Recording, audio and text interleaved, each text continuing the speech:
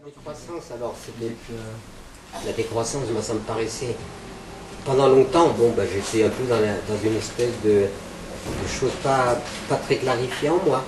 Tout ce que je savais, c'est que vivre sobrement m'a fait beaucoup de bien. Vraiment, beaucoup de bien. C'est pour ça que il y a un chapitre, et moi, pour moi, c'est pas, je saisis pas une opportunité pour te parler de la décroissance. Intuitivement, je sentais que c'était ce qu'il fallait pour avoir une sorte de bonheur.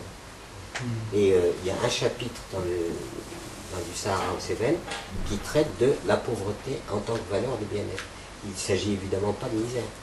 C'est-à-dire qu'il s'agit véritablement d'avoir ce qui est nécessaire. Mais quand on a ce qui est nécessaire et qu'on a répondu à ses besoins, eh bien, nous avons de la liberté et de l'espace pour autre chose.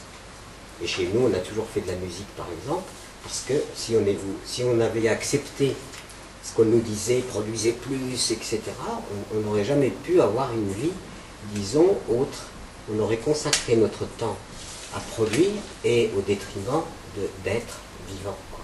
Parce que dans le système où nous sommes, plutôt que de se poser la question s'il existe une vie après la mort, bientôt on va se demander s'il y a une vie avant la mort. Parce que qu'est-ce qu'on appelle vivre aujourd'hui?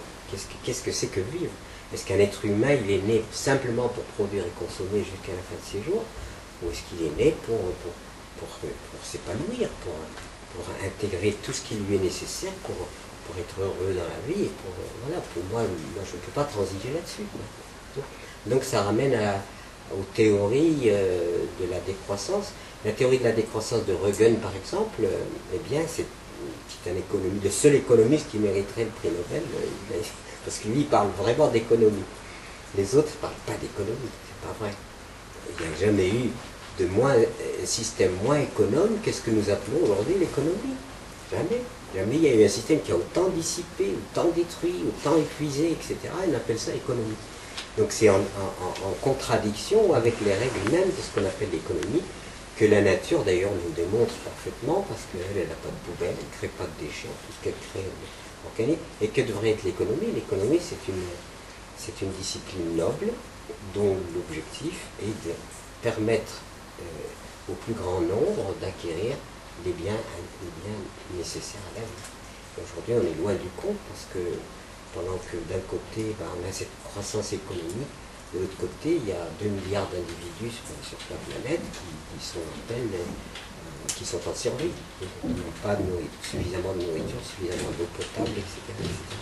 Donc quand Rögen arrive et dit, bon, on ne peut pas appliquer la croissance économique, parce que la croissance économique procède du tout au plus illimité sur une planète qui est limitée, il n'y a rien de plus simple à comprendre. Je ne vois pas pourquoi c'est si difficile à comprendre. On a proposé la décroissance en allant contre le principe de croissance sans limite pour dire il faut maintenant engager un processus. Il y avait eu halte à la croissance du Club de Rome, qui s'accompagnait d'un point d'interrogation d'ailleurs.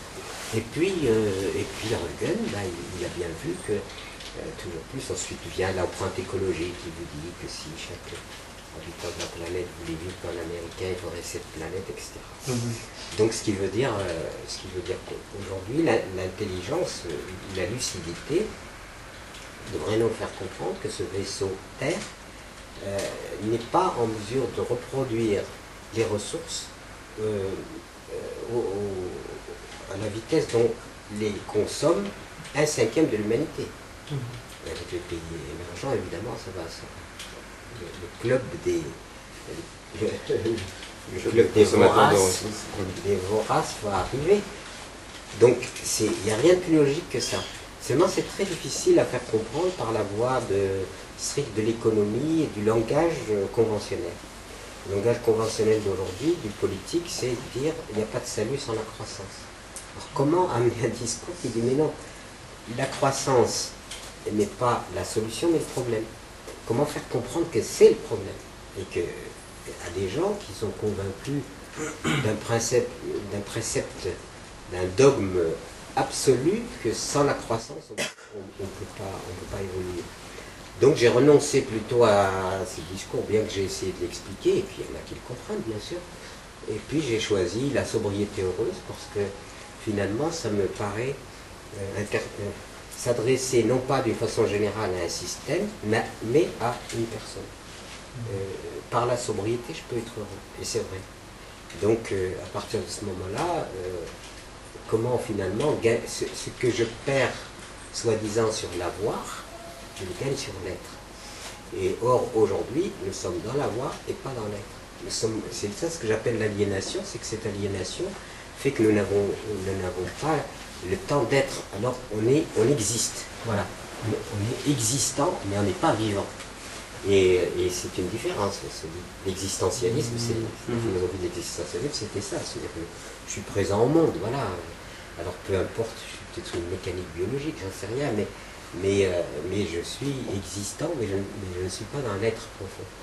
Et c'est pour ça que pour moi, sobriété heureuse s'accompagne avec je réponds à mes besoins, et puis j'ai le temps de mon épanouissement. Et en limitant, en m'auto-limitant, non seulement je trouve une certaine joie, mais en plus, ça intègre la notion de limiter l'épuisement de la ressource. Ça intègre l'équité, parce que dans le mécanisme international, évidemment, il y a la boulimie d'un côté et l'insuffisance de l'autre. C'est-à-dire qu'il y a, moi je trouve que c'est un système anthropophagique, c'est-à-dire que je bouffe les autres, je leur interdis de vivre, ou je leur confisque leur capacité à vivre par mon excès. Donc ça intègre quelque chose qui a de la beauté, il y a de l'équité.